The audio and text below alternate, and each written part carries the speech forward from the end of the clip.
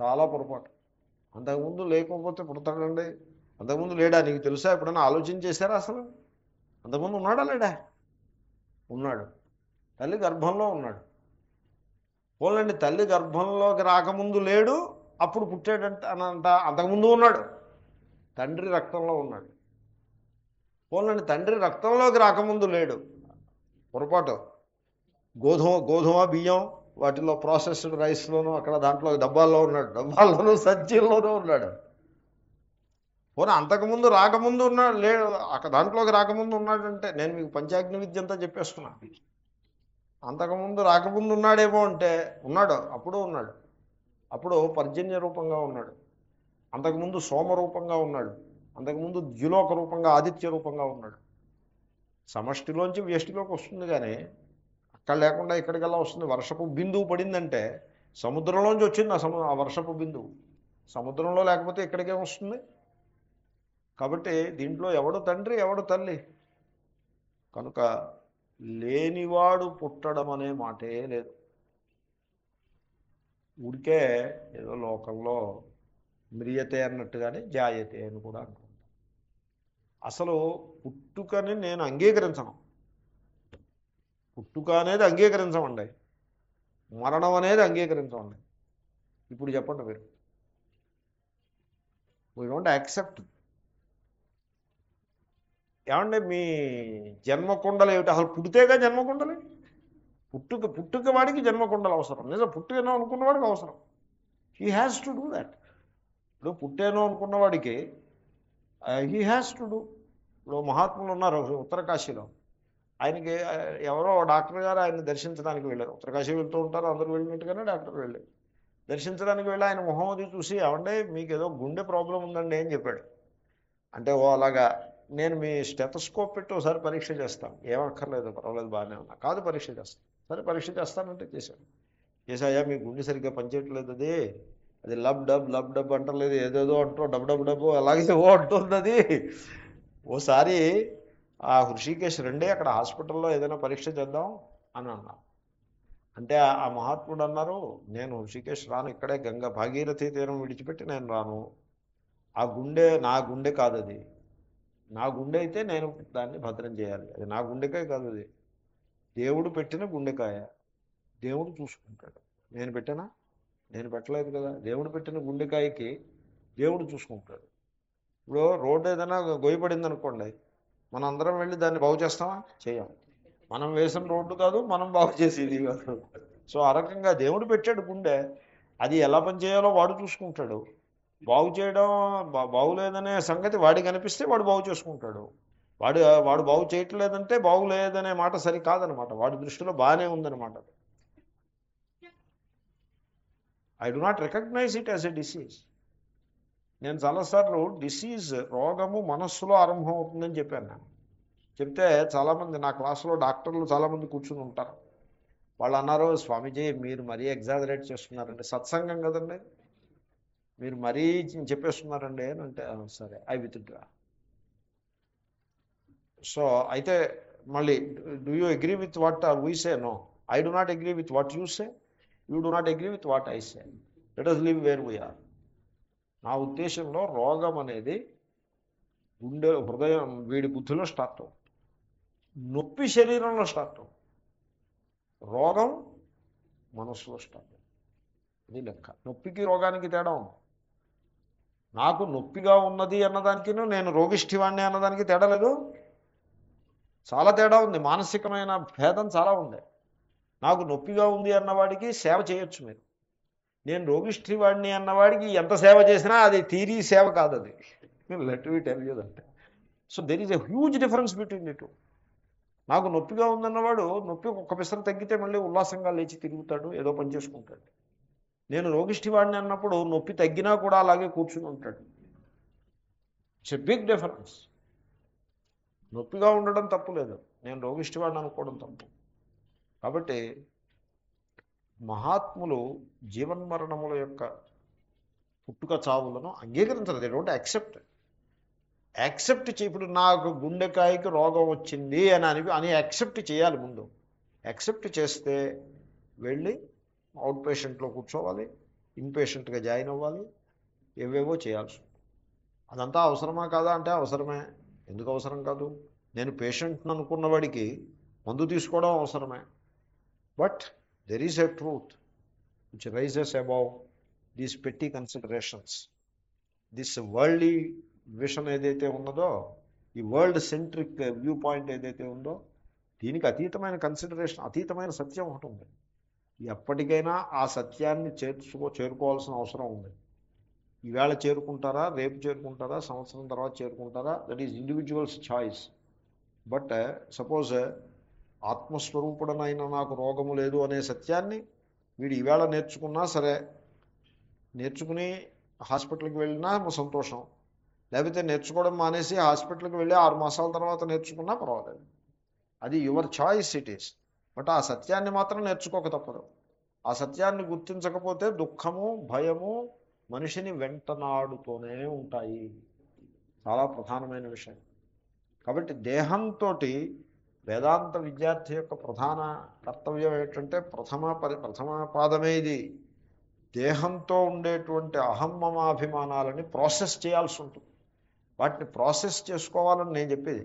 వాటిని తీసి అవతల పారేయాలని నేను చెప్పట్లేదు. అది ఎలాగ అలా పారేస్తారు, అలా పారేయలేరు వాటిని. అలా పారేసే మాట అయితే ఇంకేమి రెండో రోజు గీత క్లాస్కి రానే అక్కర్లేదు. నేను ఇంకో కొత్త గ్రూపుకి పాఠం చెప్పుకోవాల్సి ఉంటుంది. అలా పారాయనక్కర్లేదు, పారాయణం సాధ్యం కాదు. ప్రాసెస్ చేయాలి.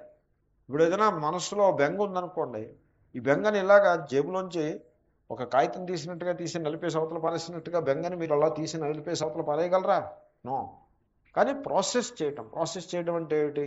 దాన్ని పరిశీలనకి పెట్టడం, దాని ముందు వెనుకలా ఆలోచించటం, దాంట్లో ఉండే హేతు ఏమిటో పరిశీలన చేయటం, దాన్ని యాక్సెప్ట్ చేసే ప్రయత్నం చేయటం, try to meet it half way, and then slowly over a period అది పోతుంది.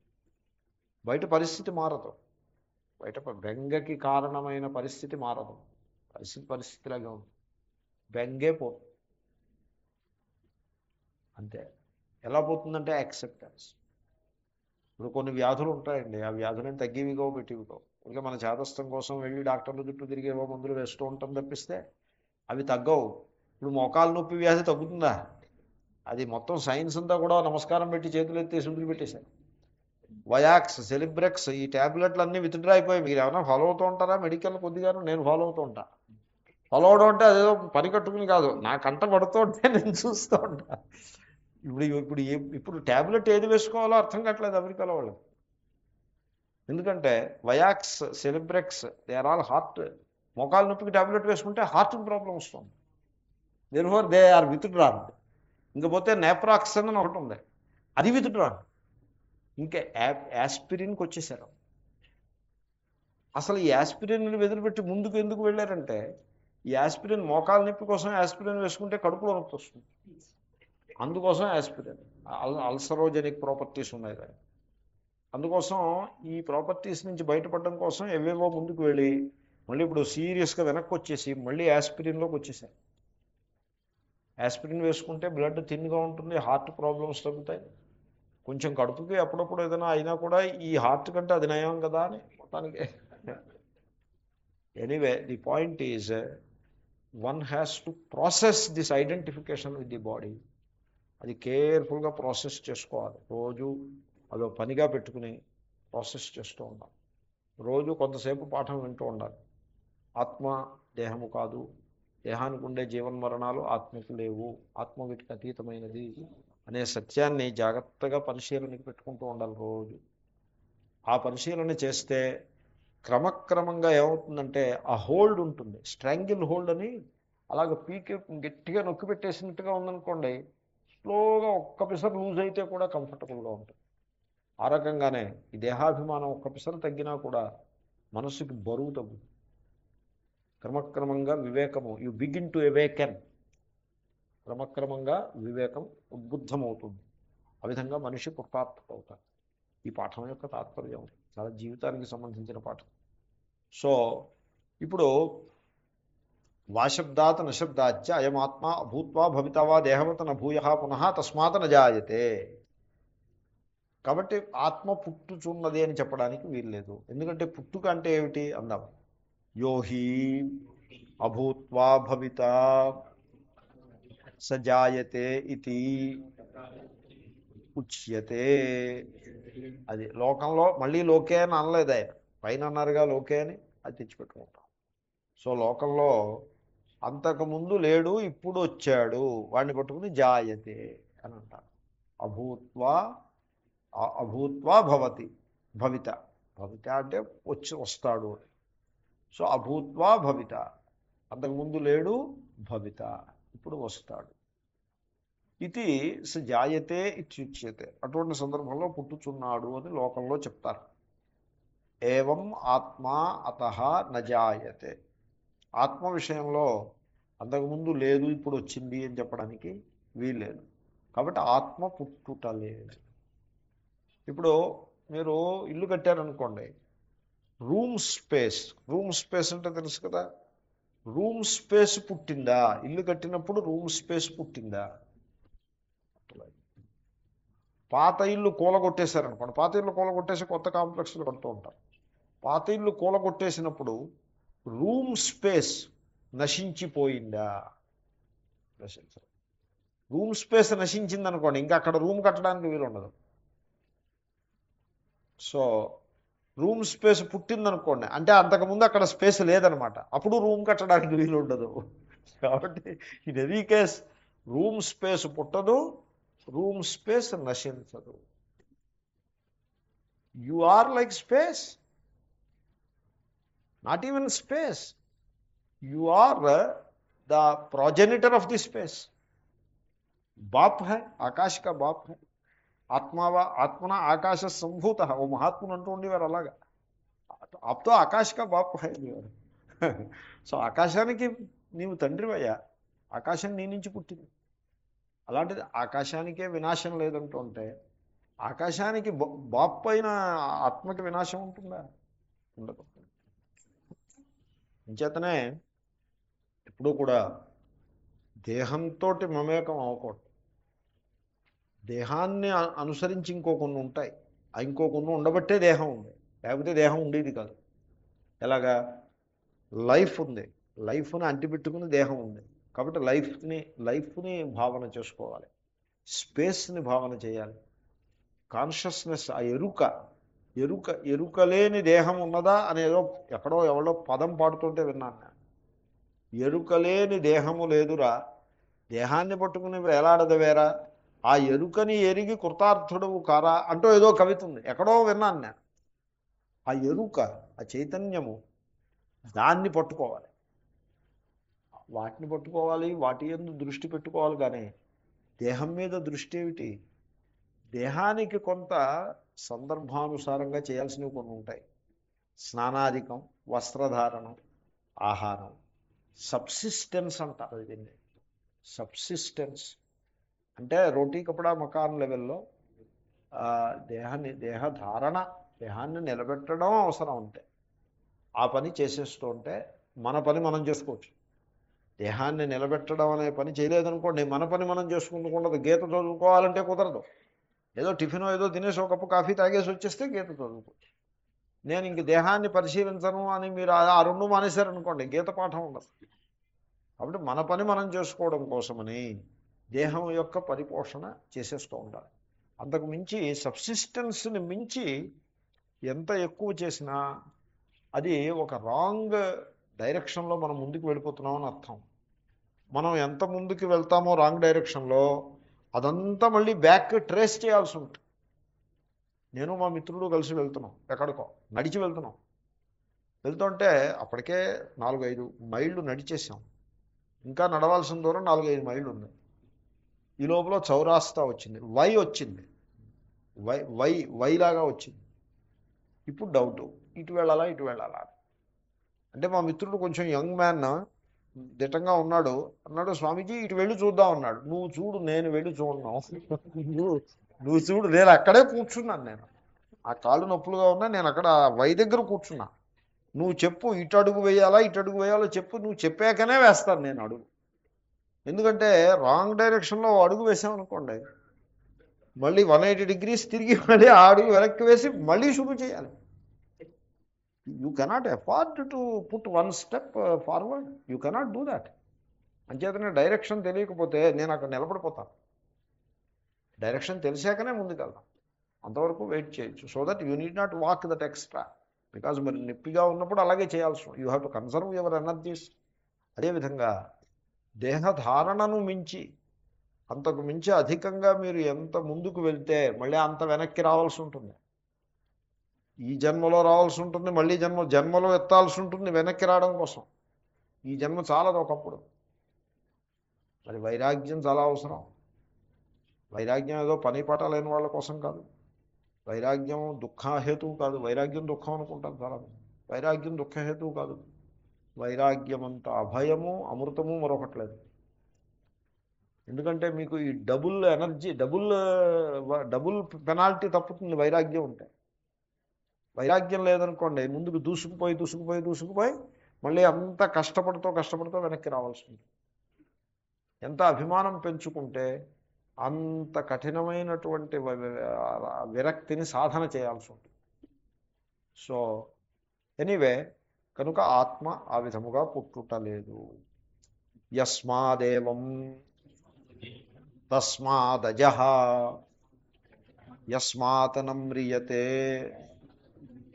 తస్మాత్ నిత్యశ్చ. అది నజాయతే అని చెప్పాం. పైన వాక్యాలన్నీ ఆయన కలుపుకొస్తున్నారు. ఎలాగంటే అభూత్వా భూయః భవితా నా, దేర్ ఫోర్ నజాయతే, దేర్ ఫోర్ అజః. అజః పుట్టుక లేనిది, ఆత్మ పుట్టుక లేనిది. ఇక నిత్య అంటే మరణము లేనిది. అదేలాగా భూత్వా అభవిత నా, దేర్ ఫోర్ నమ్రియతే, దేర్ ఫోర్ నిత్య. అజః నిత్య, పుట్టుక లేనిది, నిత్యముగా ఉండేది. ఆత్మకు వినాశం ఉండదు. తర్వాత మామూలుగా ప్రశ్న అడుగుతూ ఉంటారు, ఇక్కడ మరణించి స్వర్గానికి వెళ్తారు కదా, ఎలా వెళ్తారు, ఏ స్వర్గానికి వెళ్తారో, ఆ స్వర్గం ఎక్కడ ఉంది, ఇలాంటి ప్రశ్న అడుగుతూ ఉంటారు. అంటే నిజమే, వీడు కనుక జీవుడుగానే మిగిలిపోతే, జీవుడు దేవుడు అయిపోతే సమస్య కాదు. జీవుడుగానే మిగిలిపోతే మళ్ళీ ఎక్కడికో ప్రయాణం తప్పదు.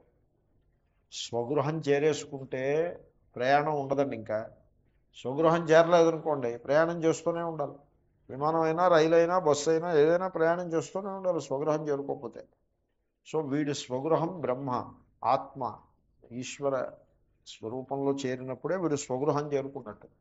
ఆ స్వగృహం చేరకపోతే తీర్థయాత్రలాగా యాత్రలు, పిల్గ్రిమ్స్ ప్రోగ్రెస్ అలా నడుస్తూ ఉంటుంది. ఆ పరిస్థితి వేరు. కాబట్టి మళ్ళీ జన్మలో నేను ఎక్కడికి వెళ్తానో తెలుసుకోవడం కంటే, దాన్ని తెలుసుకోవడం వల్ల ఉపయోగం ఏం లేదు, అది తెలుసుకోవడం సంభవం కూడా కాదు. అది తెలుసుకోవడం కంటే, ఆ ప్రయత్నం కంటే అసలు నాకు జన్మ మరణములు లేవు అని తెలుసుకోవటం మంచిది. అలాగే బోధిస్తారు. కనుక ప్రశ్న అడుగుతారు, ఏమంటే నెక్స్ట్ బర్త్ పరిస్థితి ఏమిటి అని అడిగితే, నెక్స్ట్ బర్త్ ఏమిటి తెలుసుకోవడం కాదయా, నెక్స్ట్ బర్త్ లేదని తెలుసుకో. అప్పుడు ఈ ఆకాంక్ష అంటే an anxiety to know. People are anxious to know, very anxious to know. తెల్లారిందనుకోండి, ఈరోజు గ్రహాలు ఎలా ఉన్నాయో తెలుసుకోవాలని యాంగ్షస్ టు నో. సంవత్సరం వచ్చిందంటే ఈ సంవత్సరం ఎలా ఉంటుందో anxious to know. There is an anxiety to know. Please mind it, there is an anxiety to know. Suppose మీకు ఆ యాంగ్జైటీ లేదనుకోండి, ఎంత ఫ్రీ అయిపోతారు మీరు. ఓ మహాత్ములు అడిగారు నన్ను, ఏమన్నా వీళ్ళందరూ కూడా, ఈ జనం అందరూ కూడా, including that gentlemen, he's not isolating, general observation, అందరూ కూడా ఆనందం కోసం, సుఖానుభూతి కోసం ప్రయత్నిస్తున్నారా లేదా అంటే ప్రయత్నిస్తున్నారు. ఎందువల్ల అంటే సుఖం లేదు కనుక సుఖానుభూతి కోసం ప్రయత్నిస్తున్నారు. సుఖం ఉండి సుఖానుభూతి కోసం ఎవరైనా ప్రయత్నిస్తారండి? సుఖం లేదు అని అనుకుని సుఖానుభూతి, ఆ విధంగా అనుభవం వచ్చినప్పుడు సుఖాన్ని పొంది ప్రయత్నం చేస్తారు. ఒకడు డబ్బు సంపాదించే ప్రయత్నం చేస్తుంటే పక్కవాడు అంటాడు, వీడికి ఇంత డబ్బు ఉంది కదా, ఎందుకు సంపాదిస్తున్నాడంటే పక్కవాడు అంటాడు. పక్కవాడంటే ఉపయోగం అంటే వాడు అనుకోవాలి, వాడు నాకింత డబ్బు ఉంది కదా అని వాడు అనుకుంటే ఇంకా సంపాదించక్కర్లేదు. వాడు అనుకోవాలి, వాడు అనుకోడు, వాడు కోసేస్తే వాడు అనుకోడు. నేను చెప్తున్నాను మీకు, వాడిని నిలువునా కోసేసినా సరే వాడు ఆ మాట మాత్రం అనుకోడు. వాడు అలా అనుకునేవాడైతే ఎప్పుడో కృతార్థుడు అయిపోయాడు, ఇంకా డబ్బు కావాల్సిందే వాడికి. సో హీ థింక్స్, వాడు తన దగ్గర ఉన్న ధనాన్ని లెక్క పెట్టుకోడు, తనకు లభించిన ధనాన్ని లెక్క పెట్టుకోడు, తనకు రానిది ఏదో ఒకటి లెక్క పెట్టుకుంటూ ఉంటాడు, అందుకోసం ప్రయత్నం చేసుకుంటూ ఉంటాడు. కాబట్టి మానవుడు తనలో ఉన్న సుఖాన్ని గుర్తించిన నాడు వాడు కృతార్థుడైపోతాడు వెంటనే. అది గుర్తించడు వీడి దగ్గర లేనిదేదో గుర్తిస్తాడు. సైకిల్ మీద వెళ్తూ ఉంటాడు, అంత పుణ్యం అదే కానీ మరొకటి లేదు. ఎందుకంటే ఆరోగ్యానికి చాలా మంచిది, పెట్టుబడి ఉండదు, గ్యాస్ దాంట్లో గ్యాసోలిన్ పోయినక్కర్లేదు, ఈ పెట్రోల్ బంకుల వాళ్ళతోటి ఈ మెకానికులతోటి బాధపడక్కర్లేదు, చాలా న్యూసెన్స్లు అనేవి తగ్గిపోతే శరీరానికి ఆరోగ్యంగా ఉంటుంది, గుండె బలంగా పనిచేస్తూ ఉంటుంది. వాడు అనుకుంటాడు ఏమని, నేను అభాగ్యుడిని, స్కూటరిస్ట్ చాలా భాగ్యవంతుడు. స్కూటరిస్ట్ భాగ్యవంతుడు ఎలా అయ్యాడు? స్కూటర్ కొన్నాక వీడు రోజుకి మైలు కూడా నడవలేదు, ఎప్పుడూ స్కూటర్ బుర్రుమంటూ ఉండడం, దాని మీద దేహాన్ని పారేసి తోసుకుపోవడమే, కానీ వీడు మైలు నడిచిన పాపాన్ని పోలేదు. దాంతో శరీరము చాలా అలసంగా తయారయ్యి మజిల్స్ అన్నీ కూడా చాలా రఫ్గా, ఆ సప్పుల్నెస్ ఉండదు, చాలా రిజిడ్గా తయారయ్యి ఇటు వంగదు అటు వంగదు, ముందుకు వంగదు వెనక్కి వంగదు, ఆ రకంగా దేహం తయారైంది. దీంట్లో భాగ్యవంతుడు ఎవడు చెప్పండి? వీళ్ళిద్దరిలో సైకిల్ తొక్కివాడా స్కూటర్ ఇస్తా? సైకిల్ తొక్కివాడే భాగ్యవంతుడు. ట్రాఫిక్ జామ్ అనేది ఇంకొక సమస్య, సైకిల్ తొక్కివాడే భాగ్యవంతుడు. కాబట్టి వాడు తనకున్న భాగ్యాన్ని గుర్తించడు, తనకు లేని స్కూటర్ని గుర్తిస్తాడు, తనకు ఉన్న భాగ్యాన్ని విస్మరిస్తాడు. మనిషి ఇలాగా పరుగులు తీస్తూనే ఉంటాడు. There is no logic in all that. కాబట్టి రాంగ్ డైరెక్షన్లో ఎంత ముందుకు వెళ్తే మళ్ళీ అంతా వెనక్కి రావాల్సి ఉంటుంది. ఎనీవే, సో అజహ నిత్య, ఆత్మ ఇప్పుడు మరణం చెందిన తర్వాత నెక్స్ట్ బర్త్ ఏమిటి వస్తుందని కాదు పాయింట్, అది కాదు point. What is the point? The point is that you don't have birth and you are not going to die. That is the point. చేతనైతే ఆ పాయింట్ పట్టుకో, చేత కాకపోతే you do whatever you like. May God bless you. ఎప్పటికైనా చేతనవుతుందేమో ఆశిద్దాం, అది ముఖ్యంగానే. So పరీక్షకి, జీవితం అనేది ఒక పరీక్ష, ఆ పరీక్షలో విజ్ఞానాన్ని సంపాదించి నెగ్గడం ముఖ్యంగానే కాపీ కొట్టి పాస్ అవుతానంటే వాడు where he goes, where it leads. నాకు ఒక ఎంబీబీఎస్ అతను తెలుసు, he's about to fail in a topic subject. నేను చెప్పాను, you fail, don't try to manipulate, you fail and do it again అంటే విన్నాడు కాదు. మీరు ఇలాగే చెప్తారు, విన్నాడు కాదు.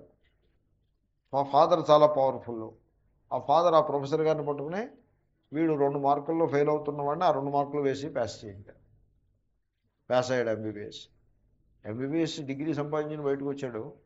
Now he cannot practice, he cannot get government job, and he doesn't know how to practice himself, and now being an MBBS he cannot do any other thing.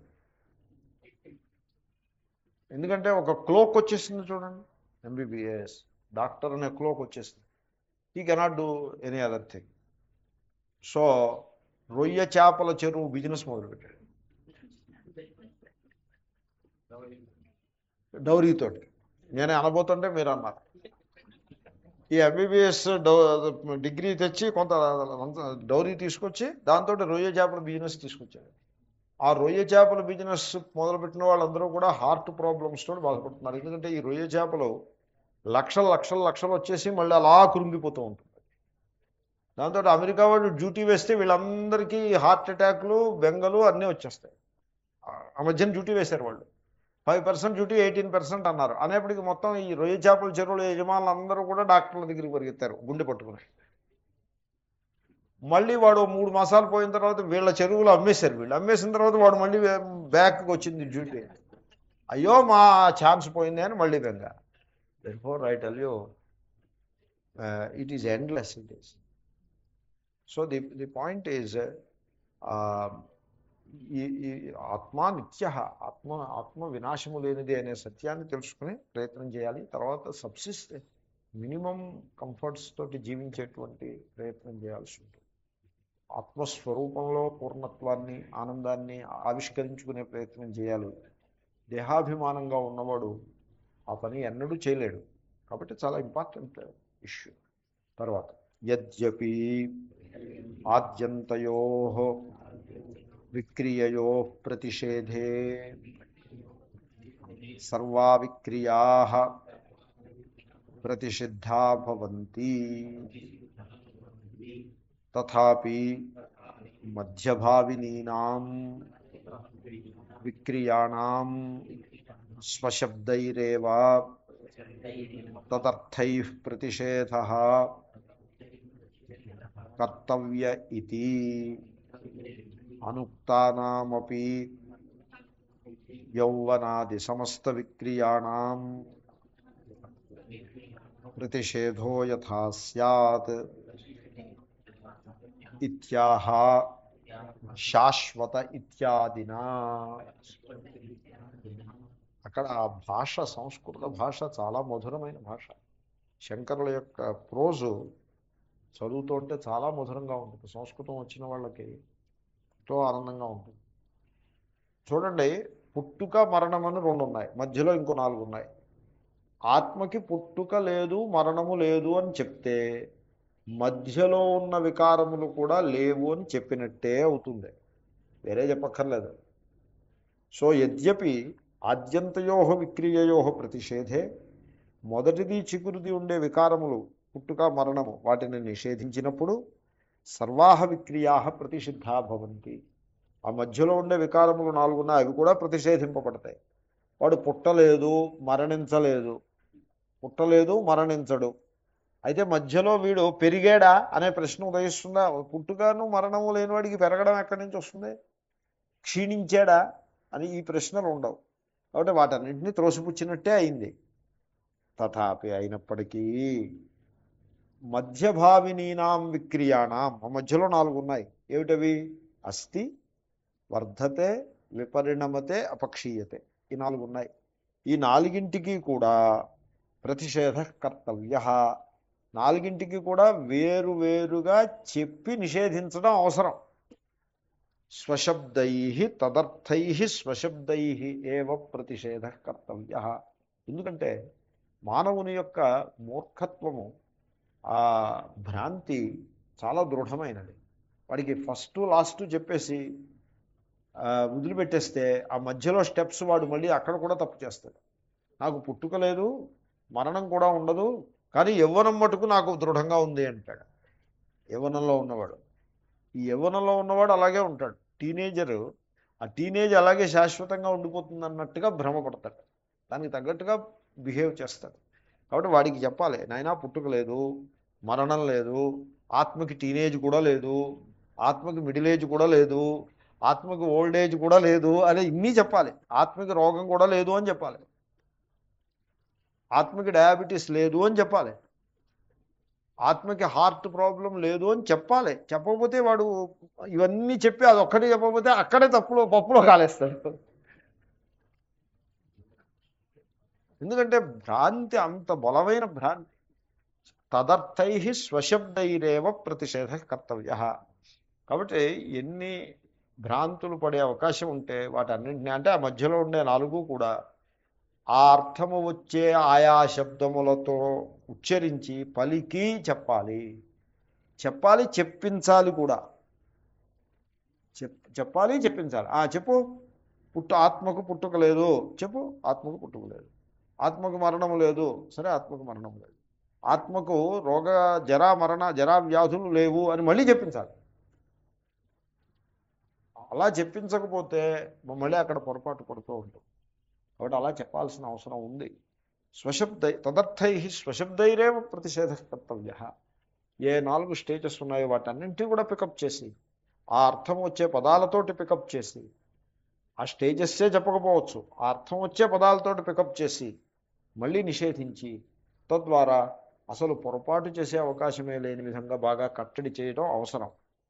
అందుకోసమని అనుక్తానామపి యౌవనాది సమస్త విక్రియాణం ప్రతిషేధో యథా స్యాత్. అలా చేసినప్పుడు ఈ 2 వికారములు, జన్మ మరణము అనే వికారములను చెప్పి నిషేధించారే, ఆ మధ్యలో చెప్పకుండా విదిలేసినటువంటి యౌవనము మొదలైన ఇతర వికారములను కూడా నిషేధించాల్సిన అవసరం ఉంది. అవి ఆత్మకి లేవు అని చెప్పాల్సిన అవసరం ఉంది. ఆ అవసరాన్ని గుర్తించి శ్రీకృష్ణుడు మొదలుపెట్టాడు. అజో నిత్యతోటి అయిపోయింది టాపిక్. నజాయతే అజహ నమ్రియతే నిత్య అయిపోయింది టాపిక్. సో వాక్యాలు పూర్తయిపోయాయి, ఇంకా కొత్తగా చెప్పాల్సింది ఏం లేదు. అయినా కూడా ఆ మధ్యలో ఉన్న వాటిని కూడా మెన్షన్ చేసి నిషేధించడం కోసం మళ్ళీ శ్లోకాన్ని కొనసాగిస్తున్నాడు. ఏమని? శాశ్వత ఇత్యాదిన. శాశ్వత పురాణ నహన్యతే హన్యమానే శరీరే అనే ఆ పదాలతోటి ఆ మిగిలిన 4 వికారాలని నిషేధించబోతున్నాడు. శాశ్వత ఇది అపక్షయ లక్షణా విక్రియా ప్రతిషిధ్యతే శశ్వద్భవ శాశ్వత. శాశ్వత అని చెప్పినప్పుడు ఈ అపక్షయము అని ఒక వికారం ఉన్నది. 6 జన్మ మరణం తీసేసామండి, ఇంకా 4 ఉన్నాయి. ఈ 4 4వది ఏమిటి? అపక్షయం, క్షీణించిపోవుట. ఆ వికారము ఆత్మకి లేదు అని శాశ్వత శబ్దము ఆ వికారాన్ని నిషేధిస్తోంది. అపక్షయం అనే వికారము నిషేధిస్తోంది. శాశ్వత అంటే అర్థం ఏమిటి? శశ్వత్ భవ శాశ్వత. శశ్వత్ భవ, శశ్వత్ అంటే సర్వకాలములయందు, భవ ఉండేది, శాశ్వత అలాగే ఉంటుంది. ఎప్పుడు మార్పు చేర్పు ఏమి ఉండదు. సూర్యబింబము అలాగా ఒక రకం శాశ్వతం, పూర్ణ శాశ్వతం అన్న అభిప్రాయం కాదు, దృష్టాంతం. సో ఎప్పుడూ అలాగే ఉంది. ఇక్కడ భూమి మీద సీజన్స్ వస్తూ ఉంటాయి, పోతూ ఉంటాయి, కానీ సూర్యబింబం స్థిరంగా అలాగే ఉంటుంది. సో ఆత్మ కూడా అంతే. మన జీవితంలో కూడా ఈ సత్యాన్ని అనుభవానికి తెచ్చుకోవచ్చు. ఇప్పుడు మనిషి తన హృదయంలో అన్వేషణ చేసుకుని తన మౌలిక స్వరూపం ఏమిటో తెలుసుకుని అక్కడ నిలిచి ఉంటే ఈ సత్యాన్ని పట్టేసుకోవచ్చు. ఇప్పుడు ఈరోజు ఉదయంలో నేను మెడిటేషన్లో నా మౌలిక స్వరూపం ఏమి అంటే అహమస్మి సదా భావి, సచ్చిద్రూపుడుగా అంటే స్వయం ప్రకాశమైన ఉనికి, అది నా మౌలిక స్వరూపం. ఈరోజు పొద్దున్న అది, రేపు పొద్దున్న కూడా అదే, ఎల్లుండి పొద్దున్న కూడా అదే, బ్రతుకున్నంతకాలం అదే. అది దాంట్లో మార్పు ఉండదు. ఈ లోపల అనేకం మారుతూ ఉంటాయి, వస్తూ ఉంటాయి, పోతూ ఉంటాయి, దేహంలోనూ ఇంట్లోనూ. కానీ స్వయం ప్రకాశ సద్రూపంగా మార్పు అనేది ఉండనే ఉండదు. శిశువు కూడా తొట్టెలో, ఉయ్యాల తొట్టెలో ఉండే శిశువు కూడా స్వయం ప్రకాశ సద్రూపంగా నిలిచి ఉంటుంది. అది సకల ప్రాణులలో సమానంగా ఉంటుంది. అదే ఆత్మ. ఆత్మ యొక్క ప్రతిఫలనము. ఆత్మ అంటే ఆత్మని కాదు, ఆత్మ యొక్క ప్రతిఫలనము. సో అది శాశ్వతము. కాబట్టి జీవితంలో బాహ్యంలో నిరంతరంగా మారిపోతూ ఉండి వాటితో పాటుగా మనం కూడా మారుతూ, అవి పెరిగినప్పుడు మనం పెరిగి, అవి విరిగినప్పుడు మనం విరిగి, అవి నవ్వమన్నప్పుడు నవ్వి, అవి ఏడవమన్నప్పుడు ఏడుస్తూ అలాగా జీవించటం తెలివితేటలు కాదు. తెలివితేటలు ఏమిటంటే ఈ మార్పులు చేర్పులు వస్తూ ఉంటాయి. అవి అలా ఉండగా మార్పులు లేని తన యొక్క పూర్ణ స్వరూపాన్ని పట్టుకుని అక్కడ స్థిరంగా నిలిచి అప్పుడు ఈ మార్పుల్ని ఫేస్ చేయొచ్చు. పెద్ద సమస్య ఏం కాదు. ఏవో మార్పులు వస్తూ ఉంటాయి, వాటిని ఫేస్ చేయొచ్చు. ట్రామాటైజ్ అయిపోక్కర్లేకుండా ఫేస్ చేయొచ్చు. సో చాలా ఇంపార్టెంట్ లెర్నింగ్, వెరీ ఇంపార్టెంట్. లేకపోతే జీవితం బరువు అయిపోతుంది. సో ఆ విధంగా శాశ్వత. తర్వాత నా అపక్షీయతే స్వరూపేణ నిరవయవత్వాత్ నిర్గుణత్వాచ్చ నాపి గుణక్షయేణ అపక్షయః. ఆత్మ శాశ్వత అంటే అపక్షయము అనే వికారము 4వది. ఆ మిగిలిన 4 4వది. మొదటిది కూడా లెక్కెడితే 5వది అవుతుంది. ఆ 5వ వికారము లేదు అని మరి చెప్పారు. ఆత్మకి 5వ వికారం ఎందుకు లేదు? అపక్షయము అనే వికారము అంటే క్షీణించుట అనే వికారం ఎందుకు లేదు? చూడండి, ఒక పదార్థం ఉందనుకోండి, ఒక ద్రవ్యం, దానికి క్షీణించుట అనే వికారం ఉన్నది. ఈ క్షీణించుట అనే వికారం 2 రకాలు. ఒకటి, ఆ పదార్థము సావయవము, దాంట్లో కొన్ని అవయవాలు ఉంటాయి. ఆ అవయవాల్లో ఒకటో రెండో అవయవాలు విరిగిపోతాయి. అప్పుడు అది క్షీణించుట అనబడుతుంది. ఇప్పుడు ఇది ఇది ఇది ఘటం, ఇది సవయవం. దీనికి దీన్ని చూడండి, మెడ, దీన్ని కంబు కంబు అనేదో అంటారు. ఈ మెడ ఉన్నదే ఈ అంచు, దీన్ని విరక్కొట్టాననుకోండి, ఘటం క్షీణించింది, అపక్షయం. దాన్ని అది ఒక రకం అపక్షయం. అంటే దాని అవయవాల్లో కొన్ని అవయవాలు విరిగిపోవటం, లేదా అడుగుని చిల్లు పడింది అనుకోండి, అది అపక్షయమే. ఇటువంటి అపక్షయం అవయవములతో కూడి ఉన్న ద్రవ్యానికి ఉంటుంది. ఆత్మ సవయవము కాదు, ఆత్మ నిరవయవం. లైక్ ఫర్ ఎగ్జాంపుల్ స్పేస్కి తరగడము, విరగడము, పెరగడము ఉండవు, ఎందుకంటే అది సవయవం కాదు. కాబట్టి ఆత్మ నిరవయవం కనుక తన రూపంలో మార్పులు, విరిగిపోవడాలు వల్ల వచ్చే అపక్షయం ఆత్మయందు లేదు. అది మొదటిది. నా అపక్షీయతే స్వరూపేణ నిరవయవత్వ. ఇక ఇప్పుడు ఇది ఉందనుకోండి, దీనికి ఇంకో అపక్షయం ఉన్నది. దీనికి బ్లూ కలరో రెడ్ కలరో వేశారు, రంగు వేశారు, మిలమిల మెరిసిపోతుంది, అక్కడ పెట్టారు. సంవత్సరం పోయిన తర్వాత వచ్చి చూస్తే అపక్షయం వచ్చేస్తుంది, ఆ రంగు పోయి వెలవెలబోతుంది. సో రంగు పోయి వెలవెలబోతుంటే అది అపక్షయం. దానికి ఏమిటి అపక్షయం? దాని స్వరూపం అంతా అలాగే ఉంది కదా. అపక్షయం ఏమిటి అంటే అంతకు ముందుండే గుణం పోయింది, అది అపక్షయం. ఇప్పుడు ముఖంలాగే ఉంది, ఏమిటి ఇంక సమస్య ఏమిటి అంటే అంతకుముందు మెరిసిపోతూ ఉండేది, ఇప్పుడేమో గుణం పోయింది, కాబట్టి ఏమో దాని మీద ఫౌండేషన్ ఏదో వేయాల్సి ఉంటుంది, అదే ఏదో అలాగా, అదే అపక్షయం. సో ఈ అపక్షయం అనేది ఒకటి ఉందా లేదా లోకల్లో? ఉంది. సో ఈ అపక్షయము ఆత్మకు లేదు. గుణము ఉంటే, ఆత్మకి గుణం ఉంటే, ఏదైనా ఒక గుణం ఉందనుకోండి ఆత్మకి, ఆ గుణంలో హెచ్చుతగ్గులు వస్తాయి. ఆ గుణం ఉంటే హెచ్చుతగ్గులు వస్తాయండి. గుణం ఏ గుణం లేకపోతే బతికిపోయాం, కానీ గుణం అంటూ ఉంటే హెచ్చుతగ్గులు తప్ప. సో ఆత్మకి గుణం ఉందా లేదా? ఆత్మ నిర్గుణము. కాబట్టి గుణములను బట్టి వచ్చే అపక్షయము లేదు. ఆత్మస్వరూపము చాలా విడ్డూరంగా ఉంటుంది. ఎందుకంటే మనం ఒక భయంకరమైన భ్రాంతి వలయంలో జీవిస్తూ ఉంటాం. మన గురించి మనకి అనేకములైన తప్పుడు భావనలు ఉంటాయి. కాబట్టి మనకేమో ఆత్మ గురించి చెప్తూ ఉంటే దేని గురించో చెప్తున్నారనిపిస్తుంది. ఎక్కడో ఏదో ఒకటి ఉంటుంది, ఆత్మ అనేది ఒక పెద్ద బండరాయి లాంటిది ఒకటి ఉంటుంది, దాని గురించి ఆయన పాఠం చెప్తున్నాడని అనిపిస్తుంది. ఎందుకంటే మన గురించి మనకుండే భావజాలము అంత భయంకరమైన భావజాలం, అంతా తప్పే, ఏ టు జీ అంతా తప్పే. తుది నుంచి మొదలు నుంచి తుది దాకా అంతా దోషమే. ఇంకా దాన్ని ఏమిటే కంబళ్ళలో భోంచేస్తూ వెంట్రుకలు లెక్క పెట్టినట్టు ఉంటుంది. మన జీవితంలో ఆత్మని విచారం ఉంటే అలా ఉంటుంది. అంత తప్పే, మొదలు నుంచి తుది దాకా అంతా తప్పే. ఇప్పుడు వాడికి ఇంకేం ఆత్మవిచారం చేస్తాడు? అంచేతనే భగవద్గీత ఈ ఆత్మవిచారం మానేశారు జనం. ఏవో వాల్యూస్, మనం చక్కగా కరుణ కలిగి ఉండాలి, కరుణగా ఉన్నట్లయితే ఎవరికైనా కష్టం వచ్చినట్లయితే మనం సేవ చేయొచ్చు, ఇది ఒక ప్రొఫెషనల్ సేవ. ఎవరికైనా కష్టం వస్తే మనం సేవ చేయొచ్చు, కంపాషన్ ఉంటే. కాబట్టి చూస్తూ ఉన్నాం ఎవరికి కష్టం వస్తుందా, ఎవరికో వాళ్ళకి వస్తుంది కష్టం. ప్రపంచంలో దుఃఖానికి ఒకటే ఉంది.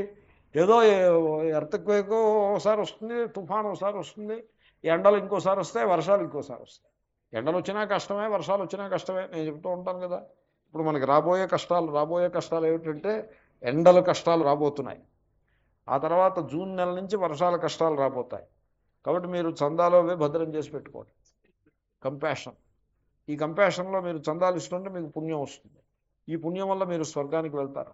ఇలాంటి పాఠాలు చెప్పి 10 మందిని పోగేయగలం, కానీ ఆత్మ వికారము లేనిది నిర్గుణము ఈ పాఠం ఎవరికి కావాలి? ఇది ఎవరు చెప్పగలరు? ఎవరు వింటారు? చాలా విడ్డూరమైన విషయం. కాబట్టి అధ్యాత్మంలో కూడా, అంటే స్పిరిచువాలిటీలో కూడా చాలా షాలో లెవెల్లో నిలబడిపోతే పర్వాలేదు, కానీ ఇంత లోతుల్లోకి వెళ్ళిపోవడం మరీ కఠినమైన విషయం. సో నేను మొన్న ఏదో పాఠం చెప్తుంటే డిజైర్లెస్నెస్ గురించి, ఆత్మయందు కామనలు లేవు అని చెప్పాను. అంటే ఓ యంగ్ మ్యాన్ కదా ఒక పర్సన్ అంటాడు, so you mean totally desireless? Yeah, totally desireless. So if Atma is totally desireless, you seem to be talking about Buddhist Atma or some such thing. What you are talking? What I am saying is Atma is desirelessness. That is what I am saying.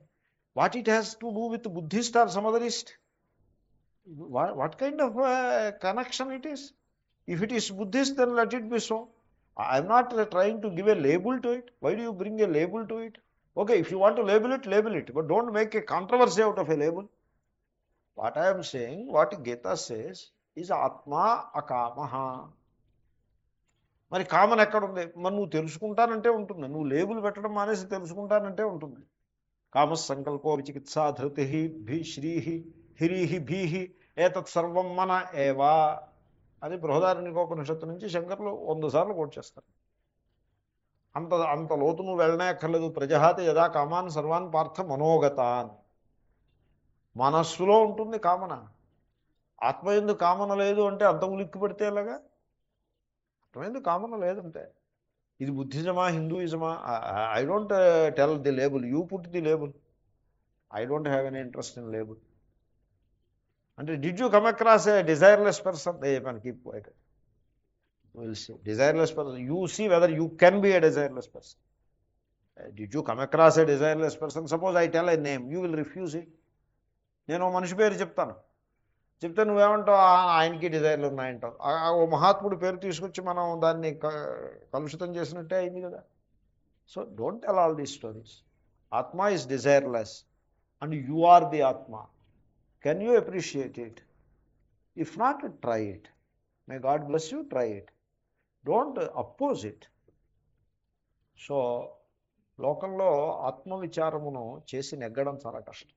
అంచేతనే పెద్దలు ఏమని చెప్పారంటే, ఊరికే mic పెట్టి ప్రచారం చేయమని చెప్పలేదు. ఆత్మవిచారం, భక్తి ప్రచారం చేయండి, సేవని ప్రచారం చేయండి.